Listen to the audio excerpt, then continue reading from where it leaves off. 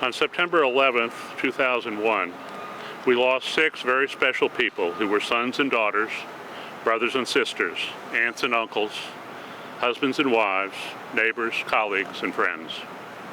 And Carlton Fife, Mary Lou Haig, Andrew King, Ryan Cohart, Dora Machaca, and Chris Krakenbush were exemplary Carolina alumni. With us this morning is Justin Donaton. Justin graduated from Carolina in 1999 with a bachelor's in journalism and mass communications. Everyone copes with the loss of a loved one differently. This morning I want to share how I felt, or how I dealt with the loss of Ryan, what I learned from him during our time together in Chapel Hill. Without a doubt, Ryan left his footprint on this earth for us all to see.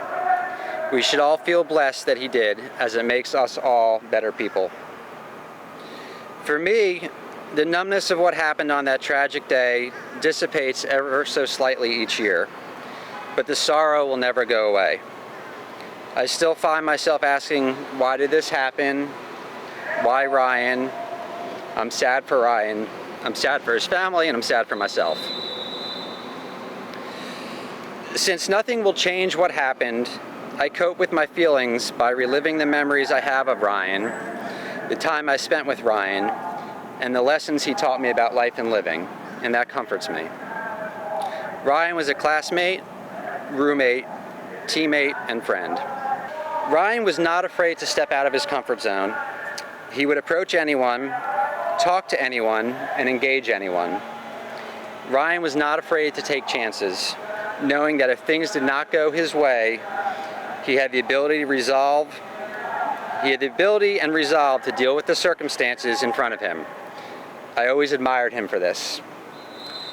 Ryan was also one of the hardest working and playing people I have known. He had a way of getting things done. He did not have to study the most to do well in school.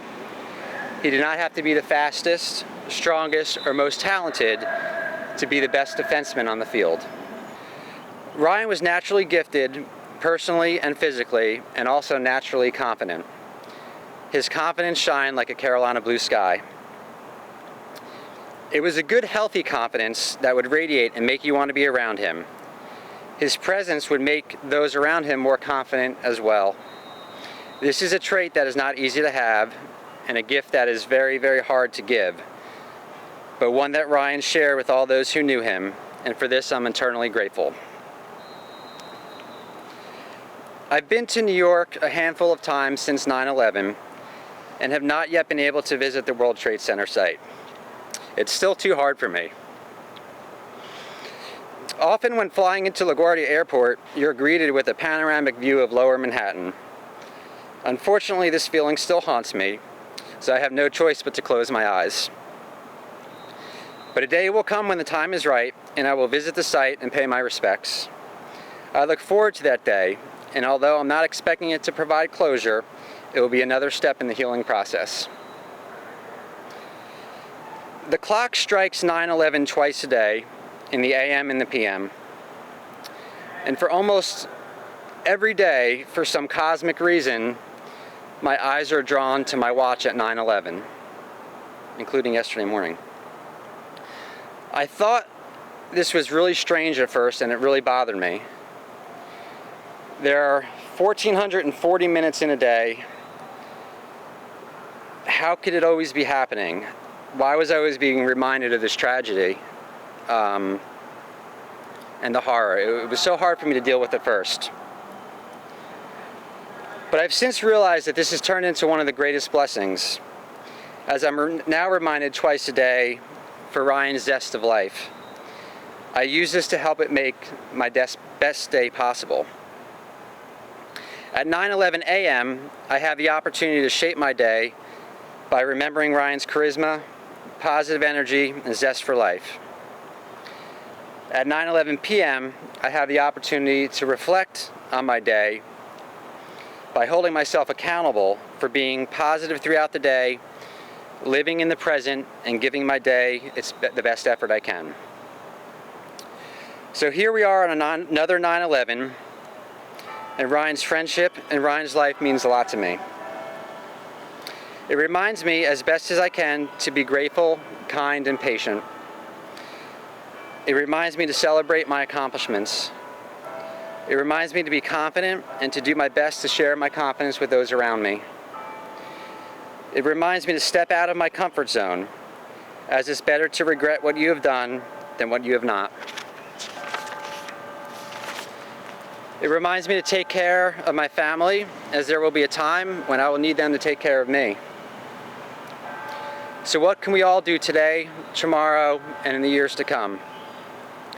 We can remember Ryan and the others that died on that day, Ryan's family, and all those who served on 9/11. Ryan loved his family, he loved his friends, he loved Garden City and Garden City High School, and he was so proud to be who he was. We can show our appreciation for first responders, and we can share the lessons we each individually learned as a result of that day, whatever they may be, with those who did not experience it firsthand. We can work hard, we can laugh, we can smile, we can be kind, we can be tolerant, and we can show gratitude. And by doing so, we each can live a better and more fulfilling life. And by living a better and more fulfilling life, we honor Ryan and his passion for life.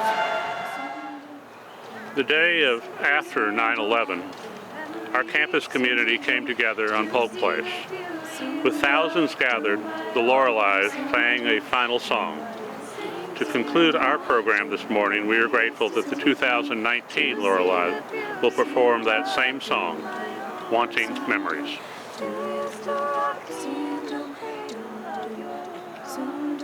You said you'd hold me till the pains of life would have gone. You said you'd comfort me in times like these, and now I need you. Now I need you.